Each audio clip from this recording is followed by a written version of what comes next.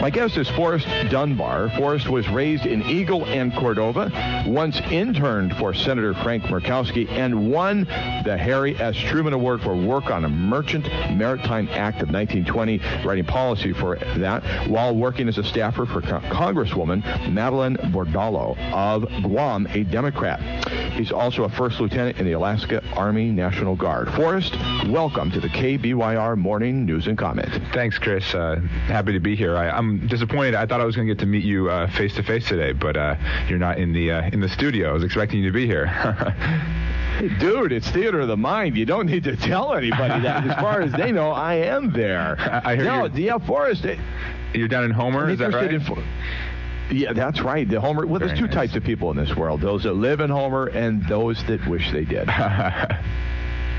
Hey, let me ask you a question. How do you go, and I mean this with all sincerity, Forrest, because I want to understand this. Sure. I live by this principle of seeking first to understand and then to be understood. So let me ask you this. How do you go from being an intern in the Murkowski office, Senator Frank Murkowski's office, to then choosing to be a Democrat running on the Democratic ticket? What happened? Well, I was 17 when I first started interning for Senator Murkowski, and I don't think I really thought of myself as a Democrat or a Republican, and I still don't see myself as sort of fiercely partisan in that way. I see myself as an Alaskan, and there is sort of that sense, I think, when you're in Washington, D.C., you see it with the cooperation between his daughter, Lisa Murkowski, and Senator Mark Begich today. When you're in D.C., the partisanship doesn't usually matter quite as much.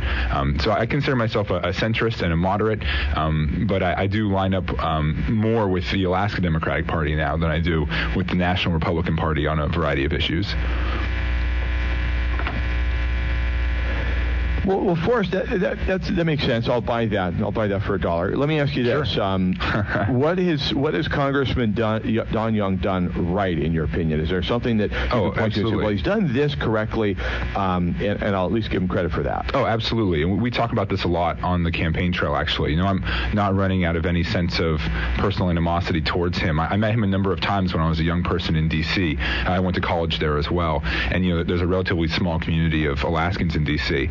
So I would see him at a variety of things, and he was always perfectly nice to me.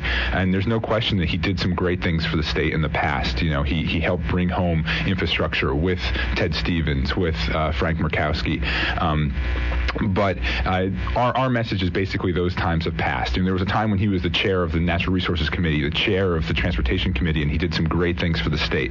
But since 2008, he's been stripped of the ability to be on those, to chair those full committees because of his ethics violations, and he's no longer effective. And that's our primary argument. It's not about what he did in the past, which you're absolutely right. He did some great things in the past. It's about what does Alaska need going forward. In studio guest today is Forrest Dunbar. Forrest is a Democrat looking to unseat Don Young, Congressman Don Young. Forrest, what are your expectations out of this race? Do you expect to create some competition for Senator Congressman Young, or do you really think, okay, I've got a shot at winning this thing? I can go all the way.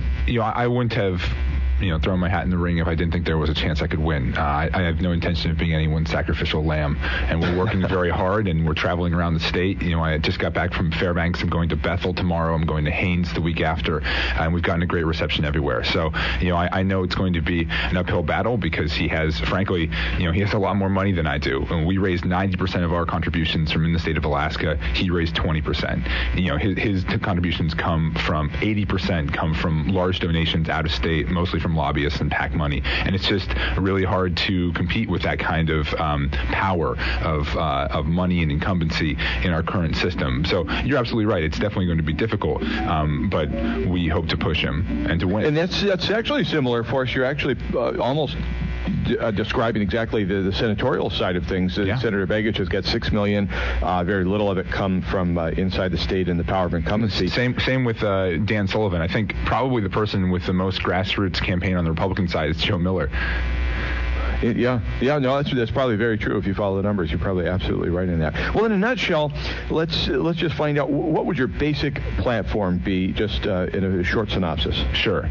From the beginning of the campaign, we were talking about three things. We were talking about diversifying Alaska's economy and getting good, high-paying jobs in Alaska for the future.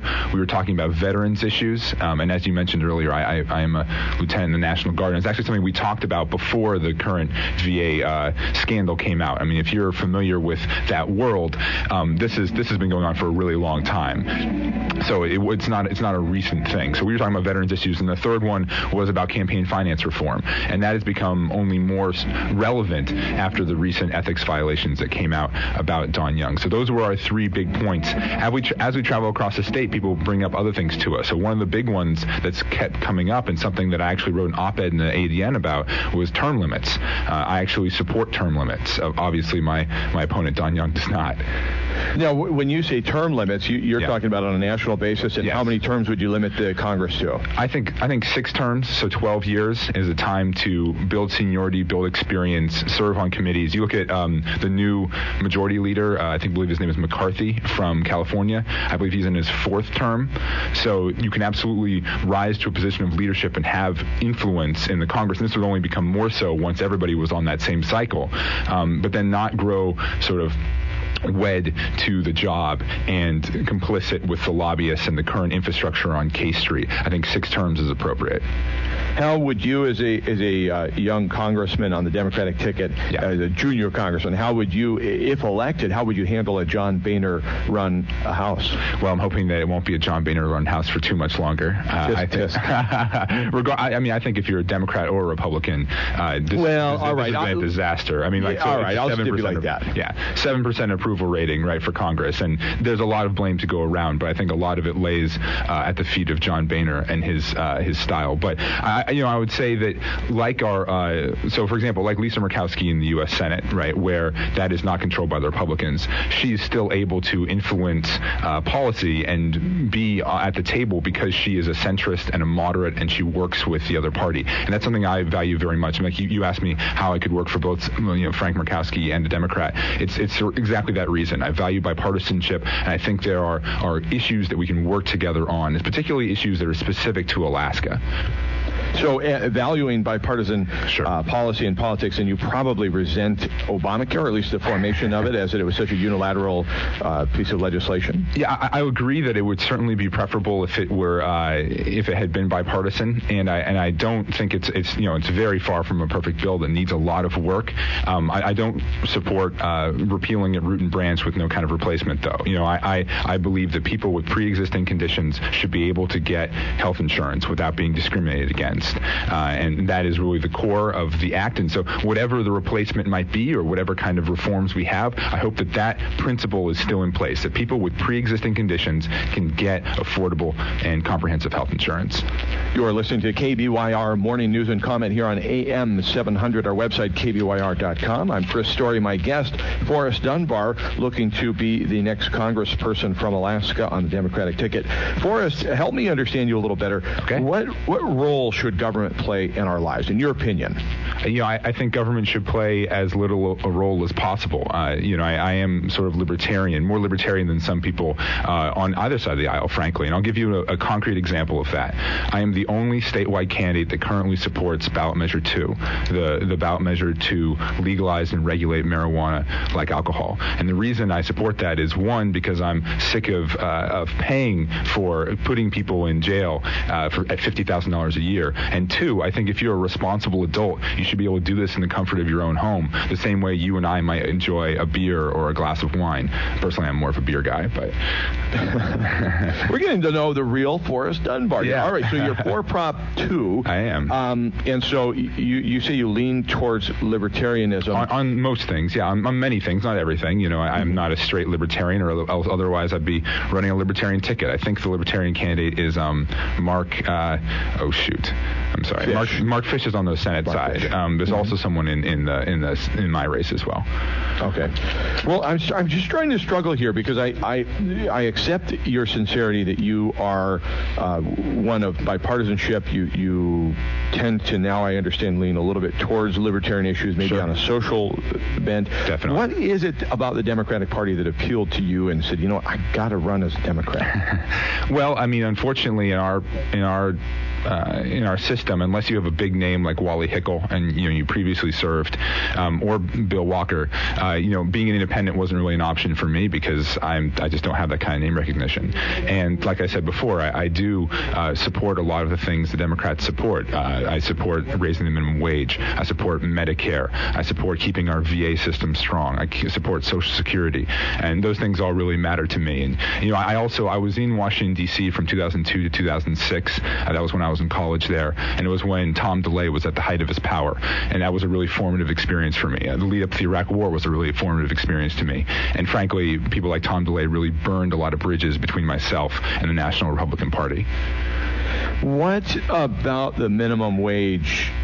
You mentioned you support increasing the minimum wage. I do. What do you think the ultimate outcome will be for those that are going to be receiving a higher minimum wage? Do you think that will be something that they'll cling on to for life? What ultimately, in your mind, would be the positive outcome of an increased minimum wage? And would you acknowledge that there is going to at least be some negative impacts as a result of it? There might be, but you look at the polls, and it polls remarkably well here in Alaska. I think it polls above 60%. It even polls above 50% amongst Republicans. This acknowledgement that if we raise people's wages, it's targeted to people who are working. It gives them a chance to lift themselves out of poverty. And look, I was an economics major, and I have a master's in public policy. I love statistics. I'm kind of a nerd that way. And I've read a number of studies on this, and it seems like the meta studies that compile the data from a variety of different studies indicate that the impact on poverty is very large. The impact on employment is relatively small. In some cases, it might even be positive. I'm not that optimistic. I think it'll probably have almost no impact on employment, but have a huge impact on poverty. And one important point about this is that, for most Alaskan-owned small businesses, they already pay well above minimum wage anyway right now. It's mostly going to impact the bigger sort of chain stores like Walmart. Our number is 274-5297, 274-5297. Paul is on the line. Paul, you've got a question for my guest, Congress candidate Forrest Dunbar. Paul, go ahead. What's your question? I do. Good morning, y'all. Morning. Here's my question. I want to know where you stand on the issue of life, and just a straight answer. And the reason I ask is because, if you're a Republican, you join a party, and that party has a platform. And when you're a Democrat, in turn, they have a platform. All right, Paul's question is, where do you stand on life? Are you, I'll just let you answer the question. Where do you stand on life? Sure. There are some, pro-life Democrats, but I am pro-choice, and I have been for a long time, and, majority of Alaskans are as well. And I respect that, there's a lot of passion on the other side, and there are people who want to see us reduce the number of abortions in this country, and I think that's a legitimate goal, and I think we can work together. Getting back to my theme of bipartisanship, there are things we can do to reduce the number of abortions in this country, but I don't think banning abortions is the way to do so. I think that there are better approaches. And what about publicly funded Medicaid, for example, paying for abortions? Are you okay with that? Well, it doesn't really matter what I think. The Supreme Court has said that if you provide Medicaid, you have to provide it for all medically necessary procedures, and one of those, in some cases, is abortions. Okay, so let's see. That's a yes? Is that a yes? What is that? Because, medically necessary, that's pretty rare, right? That's the exception, not the rule of most abortions.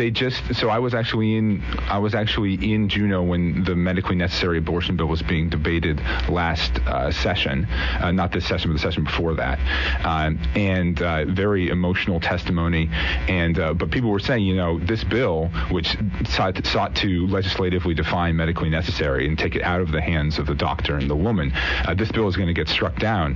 And we just saw, I think it was either this week or last week, that it just got, I don't know if it got struck down exactly, but it got stayed, I believe, in the court for exactly that reason. They said, basically it's difficult for the legislature to define it. It has to be done by medical professionals. Is there anything that the president has done? Forrest Dunbar, by the way, is our guest today on the Morning News and Comments. Forrest, is there anything the president's done you'd say, I would have stood in complete opposition to that? Yeah, I'm sure there are cases. I'm trying to think of one specifically. I think the current FCC policy that's challenging net neutrality is something that really, really bothers me and worries me. Tom Wheeler, I probably wouldn't have appointed Tom Wheeler to start. Maybe he's a very nice nice guy. I don't know him. But appointed Tom Wheeler, and now they're going forward with this regulation that could threaten net neutrality. And that's something that really matters for high-tech communities. I think it's something that would have a disproportionate impact in Alaska, where, I have a number of friends and colleagues that work for GCI, and I respect what GCI have done in terms of pushing high-speed internet out into the bush. But I'm really worried that when there's only really one major company, we can't give them this kind of power. We have to respect net neutrality. And so it worries me that the Obama administration seems to be waffling on this. How did you get into the military experience? In other words, the National Guard. You're now a first lieutenant. I am. Who introduced you to the military, and Sure. Why do you stick around? Sure. Well, I'm a relatively recent commissioned officer. I direct commissioned as a JAG attorney. So I don't have a long military background, but it's something that I'm really enjoying. I was on active duty for 4.5 months this winter, and I actually loved it. I love the challenge and the physicality of it. I love the structure and the discipline. But it's something I thought about doing for a large portion of my life, and I can't really explain clearly why. I mean, I did serve in the Peace Corps as well, so I think just the general idea of service is something that appeals to me. I could say specifically that one of my really good friends was a recruiter for the Alaska Army National Guard, and so he was sort of in my ear a little bit while I was in law school, and that was sort of when I decided, okay, this is a good idea. And unfortunately, it took me a little while from when I started to try to apply. It took me a while to actually get accepted because I had to get a health waiver because I had a sports injury.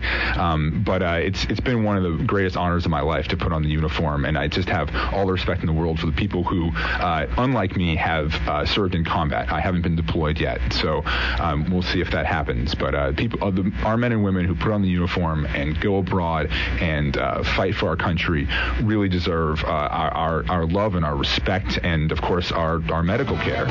Careful, Forrest. You're starting to sound like a politician, but I appreciate the sentiment of what you just said. Forrest Dunbar, running for Congress. Good luck, and stay in touch. It's been nice to get to know you. Thank you, Chris. I really appreciate it.